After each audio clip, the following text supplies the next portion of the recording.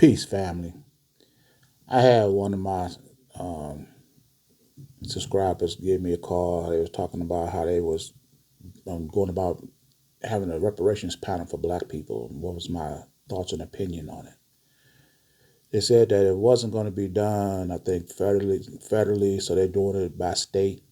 They're getting together a panel to discuss how they're going to go about giving Black people their due reparations. Well, I say, well, my opinion is this. Black people need a universal understanding of what reparations is. So when they do get these so-called reparations, you know exactly what to expect. You know exactly what your capabilities are after the fact. And we have to have a universal understanding so we know exactly when we get these reparations what we can and cannot do. Now, I'm gonna explain to Black people because I heard about these panels being put up, and I'm trying my best to get on one because we got to get this right, and it is not going to come in just the form of a check. Let's say, for example, I borrow your car and I crash your car. I will have to take that car to a reparation shop, and they're going to replace the parts, repair the damage, and restore that car to its pre-existing state or pre-accident state. When you get that car back, you shouldn't hear or feel any difference that would let you know that car been in an accident. To me, that is reparations. That is the restoration of our language, our land, our culture, our heritage, our values, our independence. We weren't governed by no other people. Our education wasn't in the hands of no other people. Our way of life was not determined by other people. These things are all determined by us.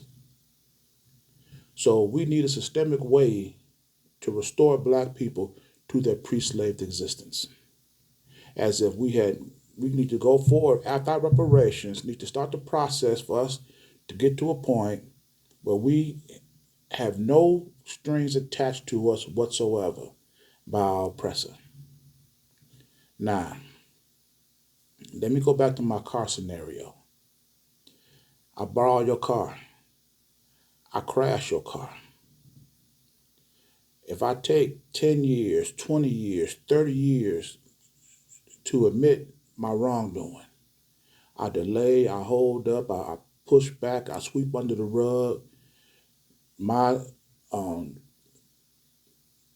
anything to your car to cause this, I can deny, lie, whatever. But after 10, 20, 30 years, I'm finally cornered and I say, okay. I caused the damage to the car. And now I have to pay to get this car fixed. Well, after 30 years, this car company may not even be in existence anymore. The car parts may not even be available anymore. They might even be manufactured anymore. So now I got to go and fix this car and get as close to its original state as I can. White people have kicked the can down the road, denied responsibility.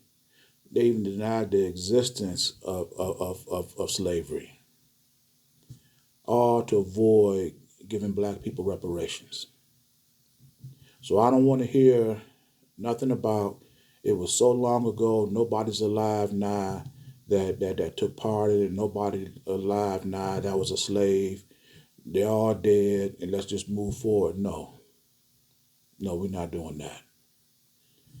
Businesses, industries, and institutions that were put in place to keep my people at a disadvantage. And we're not going to just not give reparations to my people and have us still serving this ill-gotten system that we are up under right now. We're not going to do that. We're going to get back all we can right now And we're not going. Like I said, it's not going to be just in a check, because if you put money in a check, and our people have not the unity, the culture, the traditions of our people, we'll turn around and put that money right back in the hands of our oppressor, and then they'll say, "We gave you the money, you spent it, you didn't do anything with it. Now you don't deserve no more reparation," and they'll be 100% right. We have got to get our people together first before you put a dime in our hands. So when we get this money, when we get these institutions, it's not, like I said, it's not just going to come in a check. We got to have businesses, industries, institutions, and the way to separate our money. We don't even need to have it in their money. We need to create our own economics so that we can establish our own currency. This is the problem with having white people discuss reparations with blacks, because see, they want to do everything in their money. So then, if black people ever come and discover and create their own economy, we have to deal with white people with theirs, and that will devalue our currency. We need to have reparations put in our hands, and we need to have our own economics so we can control it.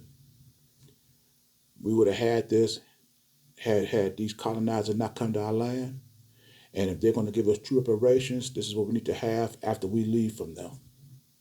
We cannot be independent people tied with the colonizer money in our pocket, revering it, treasuring it.